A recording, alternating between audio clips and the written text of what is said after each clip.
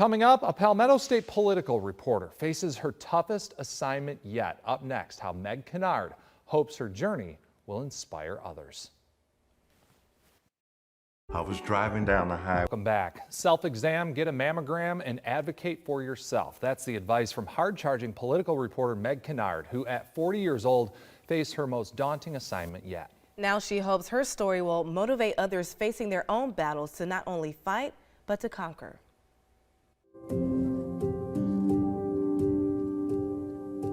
Some of life's greatest challenges start small, barely noticed, easy to miss, a pebble buried in the busyness of headlines and deadlines. This is clearly the most important assignment that I had been handed in my life. In political circles in the Palmetto State, AP Politics reporter Meg Kinnard is a fixture, known for her toughness and tenacity. In February, those traits were put to the ultimate test when something she discovered resembling a pebble during a self-exam years earlier proved to be something far greater than she first imagined. A second opinion revealed the hard truth. In fact, I didn't have the most common type of breast cancer. I had one of the rarest types of breast cancer, inflammatory breast cancer. A diagnosis like that would knock most anyone to their knees, but Meg dug in. With the same fight that sets her apart as a journalist, chasing down every angle, confronting the powerful. Like any beat area that you're learning up on, at that point I'm like, okay, I've got enough information. Now we're just going to go forward with this project and see, what the best way to finish it is. Her journey would take her 1,000 miles from home to Houston in the world-renowned MD Anderson Cancer Center. She endured chemotherapy and, incredibly, continued to work remotely, at times reporting the news from a hospital bed. That being able to do that, being blessed and fortunate to feel physically good, helped me keep my mental acuity as well. Work, a reprieve from the physical battle she'd endure, a double mastectomy, and the removal of 64 lymph nodes under her arms. After surgery in August and radiation therapy, she got the news that she had worked so hard to hear. Clear margins. The pebble, that cancer, was gone. I don't think anybody would ever say that being treated for cancer is anything but difficult.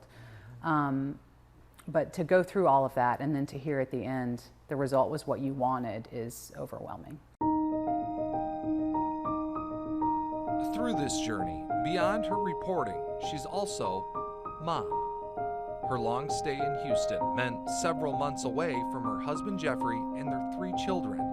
FaceTime calls and long-distance chats replacing the comfort of being together. Nothing really replaces the real deal, but knowing that my #1 job, so I could come home to them permanently, was to fight cancer and be away temporarily, that helped me keep focus on what I was doing. My primary responsibility as a mother at that point was to get well. Making her homecoming mean that much more.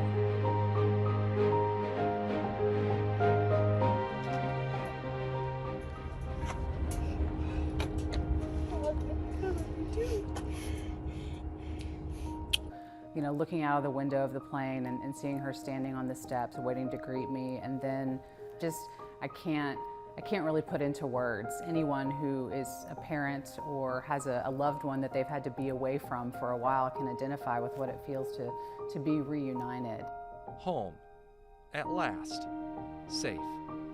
The journey ahead filled with cautious optimism and the perspective that only a pebble provides. And so what cancer has given me is that knowledge of the blessings that I have, and also the feeling that now that I'm at this stage in my journey, I want to pay that forward.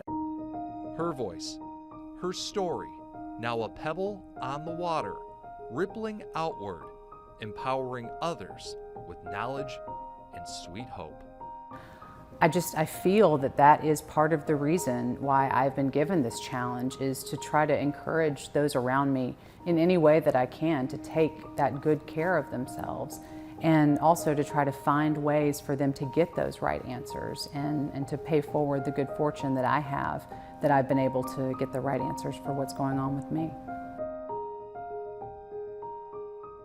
And she is a true inspiration. We wish her the very best in her recovery. And by the way, she just got back from Washington, D.C. a few days ago. She threw out that first pitch at the Congressional Women's Softball game.